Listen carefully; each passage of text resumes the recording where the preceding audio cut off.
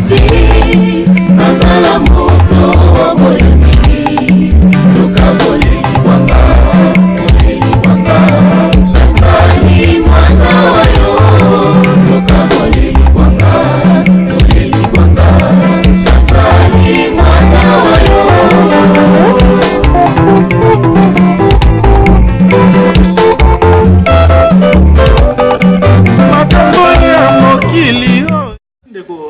Nazali Monsieur l'abbé Albert René de Marie Mbole Tambwe, nazali nganga nzambe ya archidiocèse ya Kinshasa. Présentement nazo sala mosala na kati ya paroisse Saint-Édouard na UPN Télécom. Voilà, nazali moko banganga nzambe archidiocèse ya Kinshasa. Ndengo lobi na zape moyembi. Bon, art et musique, na découvrir yango.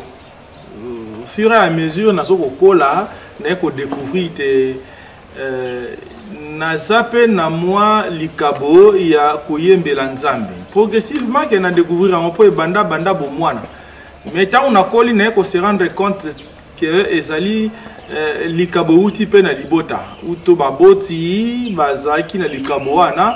Ndenge na koloba na lopoto ezali pratiquement talent moko inné et outi na baboti pe ezoko kitana na libota mobimba. Bon, style nangai oui, na sana style moko particulier oyo na lula pe nazo lula ko réaliser yango na kati ya banzembo oyo nazali koyemba. Bon, papa moboti oyo ngai azalaki musicien tango peta kalakala na yoka ka banzembo na ye mingi kino moyo molelo. Alors style ya banzembo na ye e inspiranga mingi pe na lula kango makasi yango esala te na ba musique na ngapene na osala na lingi penza na tikala na style wana oyo ya barumba ya tango ya kala wana ya tango ya bawendo o tilelo soko yoki yango ezoko sala malamu mingi na motema. Nzembo ya papa to nazali nanga se mobile yo nazua te ngai pasio nalinga nanga selisano o natumbolaka moto te o nanzela kombo nangai sakayosa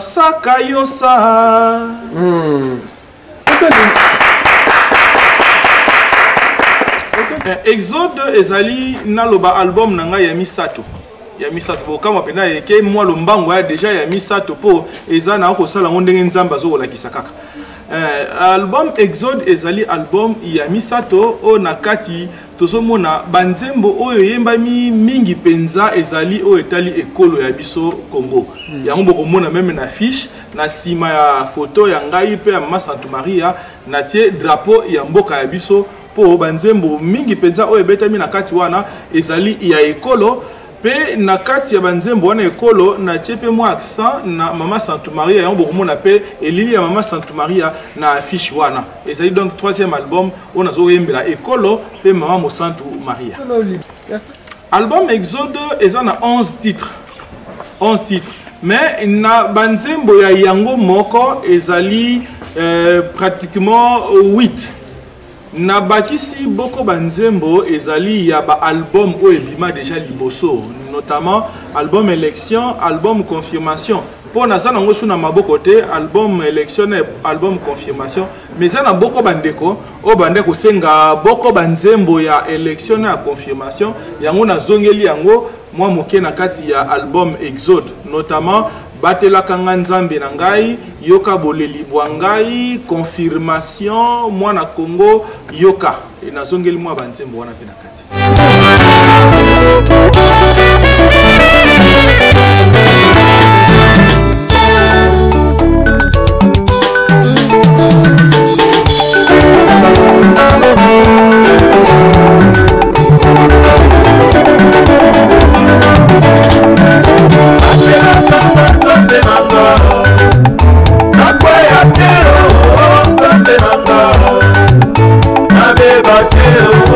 Nzambe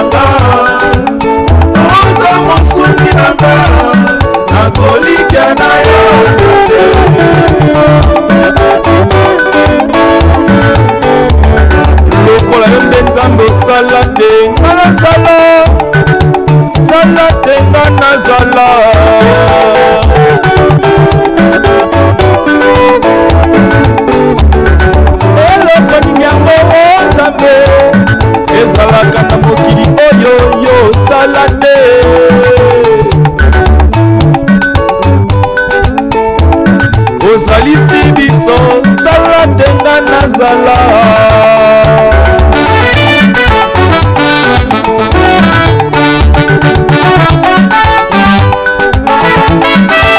atenakanga nzambe nanga nakwea seo nzambe nanga nabeba seo nzambe nanga oza mosuki nanga nakolikya na yo nzambe atenakanga nzambe nanga nakwea seo nzambe nanga nabeba seo nzambe nanga oza mosuki nanga nakolikya na yo nzambe wato ya bomoi nanga ezali kotingana makasi ye na mopepepe na mbonge ya mokili nasalelise yo mpe nabelelise yo yaka kokota okati ya bwato ya bomoi nanga omopepepe mbonge esila nasalelise yo mpe nabelelise yo yaka kokota okati ya bwato ya bomoi nanga omopepepe mbonge esila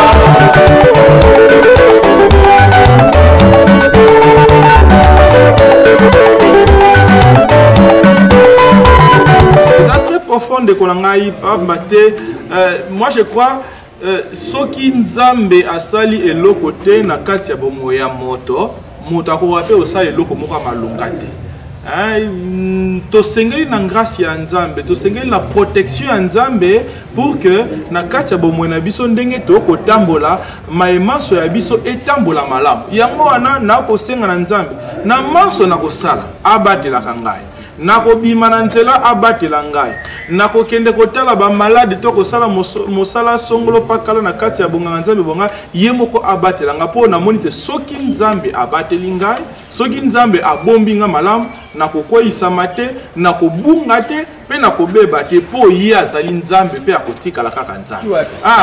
Yati penza inspiration na ngezaka roi David po ye penza azalaki yebi lisolo ekomaka ti na niveau te abina bilamba eza presque plus na nzoto na ye po na lokumu la komo ya nzambe ezali musique te ezali loyembo tango mosu ekosepelisaka pe motema ekofungolaka pe motema ekonyolisaka mwa nzoto yango wana te ezala kaka ya monoko te ya koyemba te na nzoto pe il faut eningana mwa moke po ezali musique eza mabina lelio Maria po osololaka bien Maria asololaka bien lisolo ya Maria ezalaka mingi na chapelet. Soki ozoko solo wana Maria na chapelet okozwa pe makambo kitoko na kati ya lisolo wana. Normalement dans tout dialogue il faut toujours mbuma ya malamu ebotama tangu boko solola soit esengo na motema ba msupe disonu boko solo na motoboe eboti pe pasi. Mais ya Maria lisolo na ye ezaka tellement bien ebotaka ba mbuma ebele yango na lula kaka ko solola na ye. Lisolo na ye ezaka toujours esengo po ya kozwa lisolo to soyene amemiango pe mwana wa Yesu Kristu et Yesu Kristu apesi na yango biyano yango na luliye makasi po asolwaka bien ya solo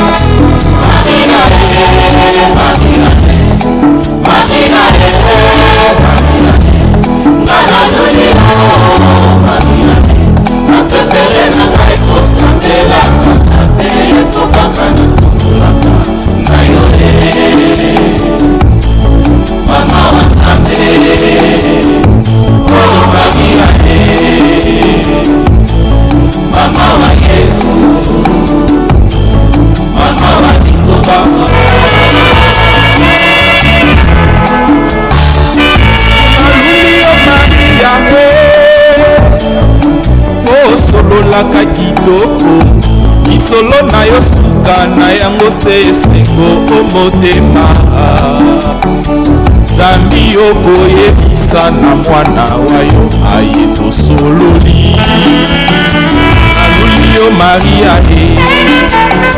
naluli yo Maria mama wa Nzambe Maria mama wa Yesu Maria mama wa biso baso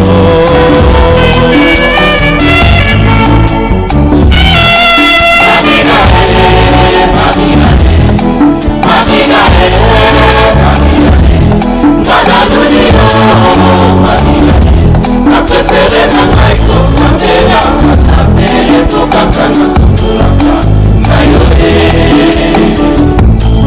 mama wa Nzambe oh Maria mama wa Yesu mama wa biso baso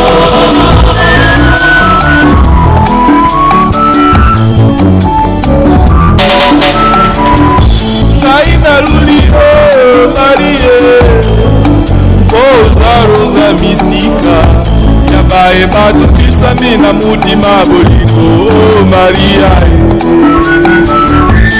za mukambuli ya mazita ya bayeba kangemi na minyololo ya zabulo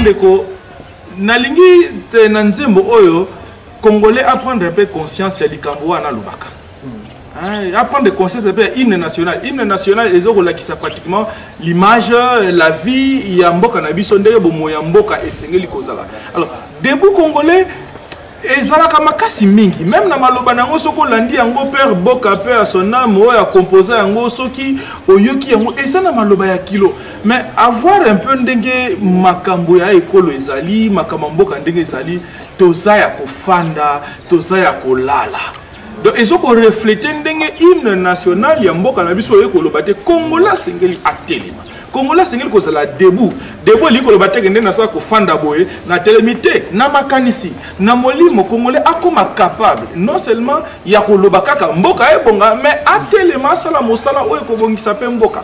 Et ça un peu tout le moi prise de conscience il y a les cambouis na tout le baka par rapport à Congolais pour tout ça à la mingi pizza kitoko mingi Congolais yango yo debout Congolais oyembaka bengi yango hymne national eza ya maloba kaka oto ya misala oyo oza ya kofanda nini Telema Congolais telemisa mboka Congolais telema fongola biso na yo Congolais tokosali pe mingi biso ba Congolais betinga ya minoko na biso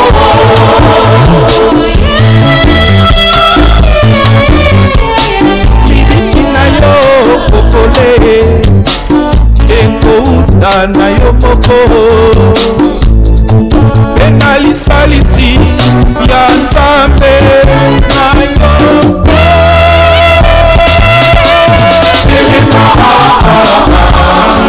fongola biso na yo Congolais tokosali pe mingi biso ba Congolais betinga ya minoko na biso Congolais telema fongola biso na yo Congolais tokosali pe mingi biso ba Congolais betinga ya minoko na biso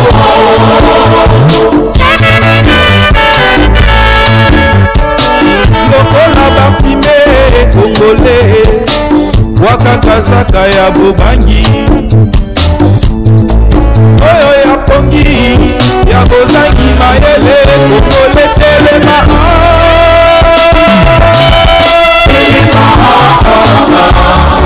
fongola biso na yo Congolais tokosali pe mingi biso ba Congolais betinga ya minoko na biso Congolais telema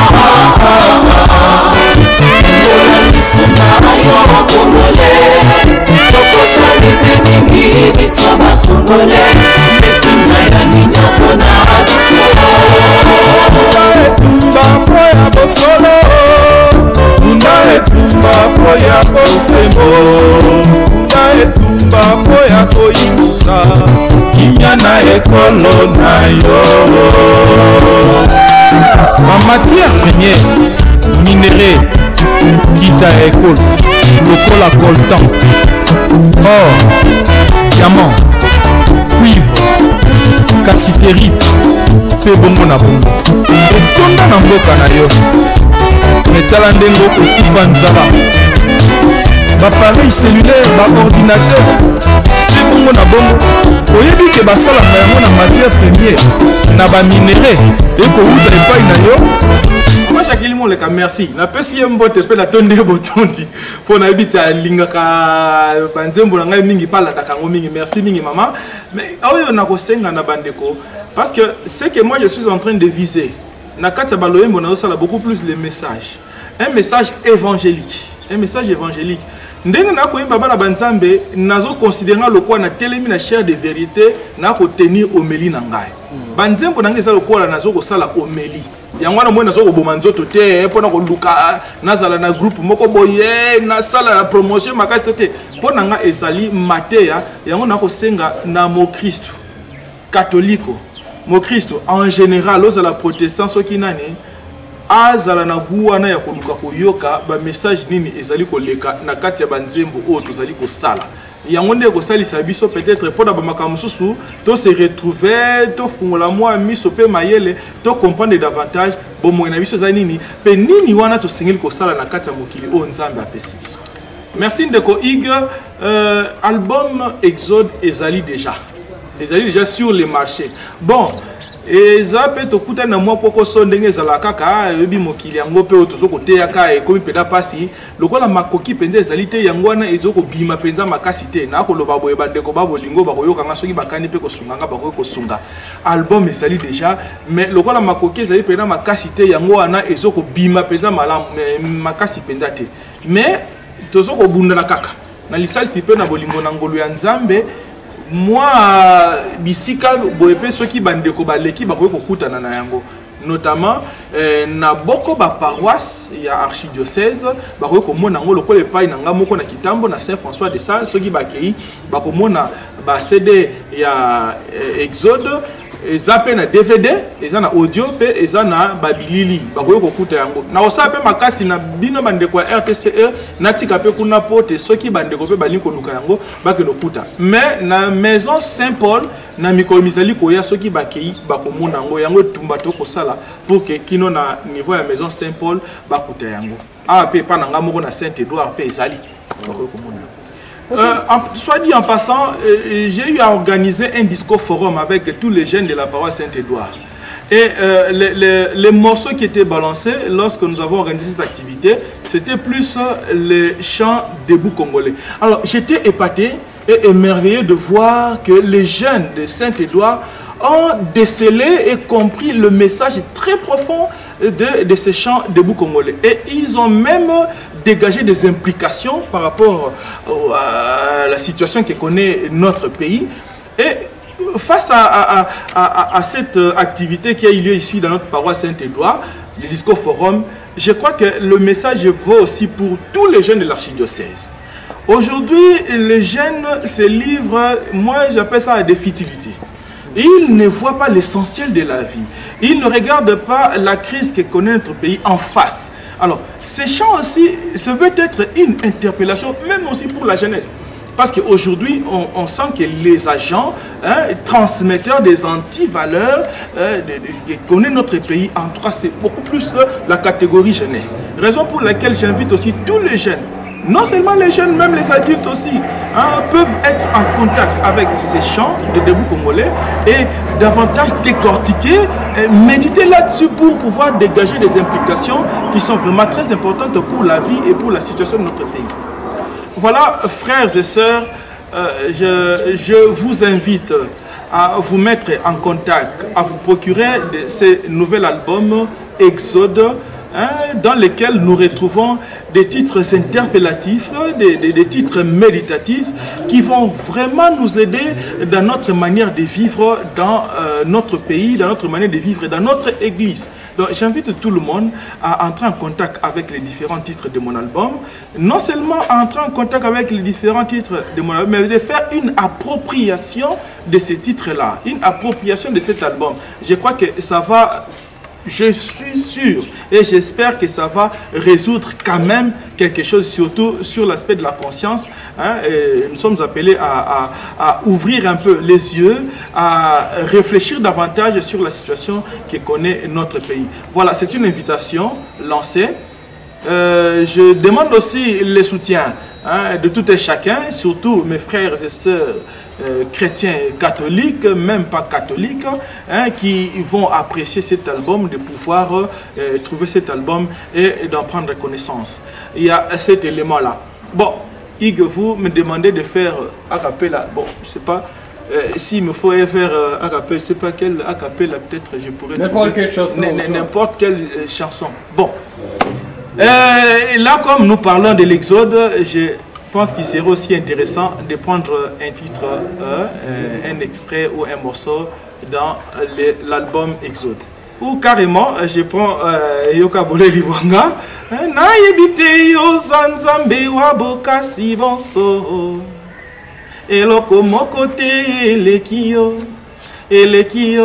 na bokasi, biloko biso bya mokili, bikelami, na yo nzambe, biye bikomonono, na biye bikomonono te, yoka bole libwanga, nazali mwana wayo,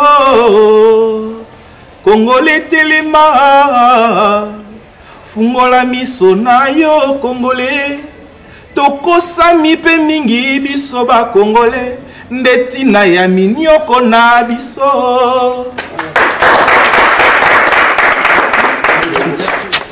Oui, bon, le vicaire m'a associé à son album. J'avais suivi l'entièreté de cet album et j'avais donné aussi ma contribution avec les différentes paroles que j'ai essayé un peu d'ajouter. En fait, c'est une interpellation. Une interpellation par rapport à l'ensemble des Congolais, par rapport à la situation que nous traversons dans les pays, les difficultés de tout genre. Et j'avais estimé que les messages que le vicaire voulait apporter, c'était juste, il fallait sortir quand même de ces calamités. Alors, il nous a renvoyé à l'expérience des enfants d'Israël en Égypte. C'est ainsi que j'ai essayé aussi à ma manière d'interpeller les Congolais qui devaient quand même s'élever. Et d'ailleurs, quand nous chantons l'hymne national, quelque part là, il est bien dit que nous devons nous lever, nos fronts sont longtemps courbés. Et je me suis inspiré aussi de cela et associé avec le message de l'Exode. Il y a solo sango vicaire, tout ça, mosala abe Albert Mbole. Na yoka kiye alingi koyemba mingi. Asala album na Exode. Pe asenga kinga ete na meka pe ko apporter contribution na ngai. Yango na meka ki pe ko interpeller ba Congolais de manière générale. Par rapport à la passe, nous avons komona, tozali kolela moko na mokolo. Na monique tout ça la expérience à bana ba Israël. Bazwa ka solution un jour. Et Congolais atala lolenge na ye ya kosalela mboka, lolenge ya ye ya kosambela po ya mboka, lolenge ya ye ya kosalela ecclesia.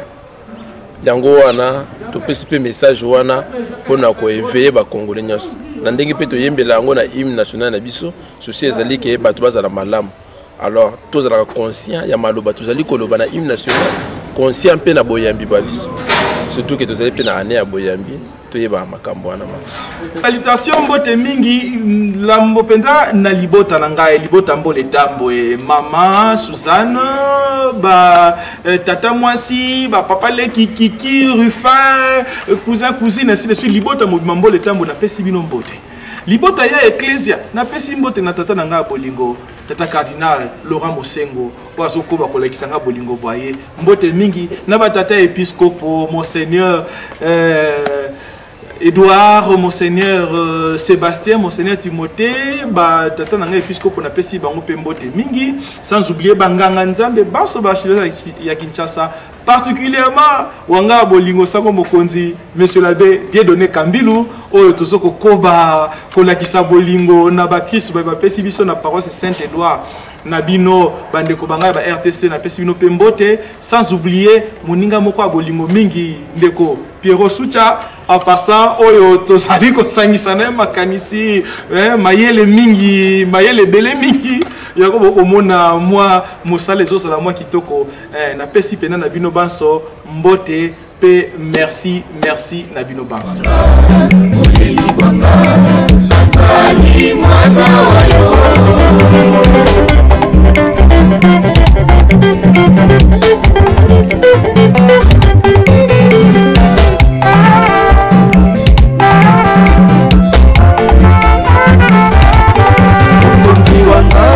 Nzambe wanga mwana wa tata Yesu Kristo oye ose epa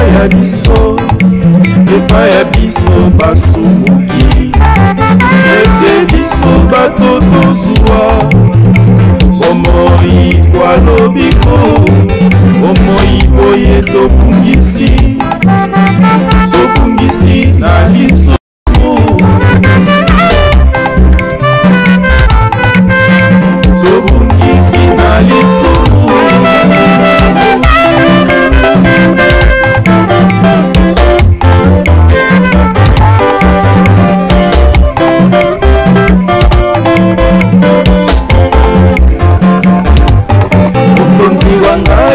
Nzambe wanga mwana wa tata Yesu Kristo oye ose epa ya biso basumuki ete biso batoto zuwa omoi bwalobiko omoi boye tobungisi na lisumu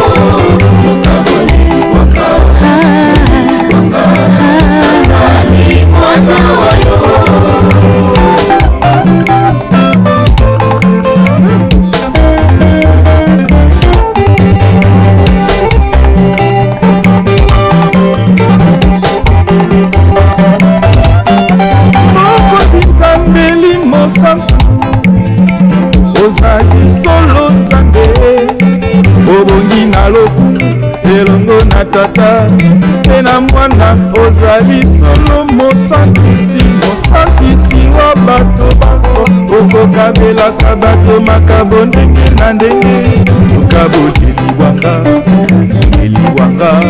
nazali mwana wa yo lukabodeliwanga nazali mwana wa yo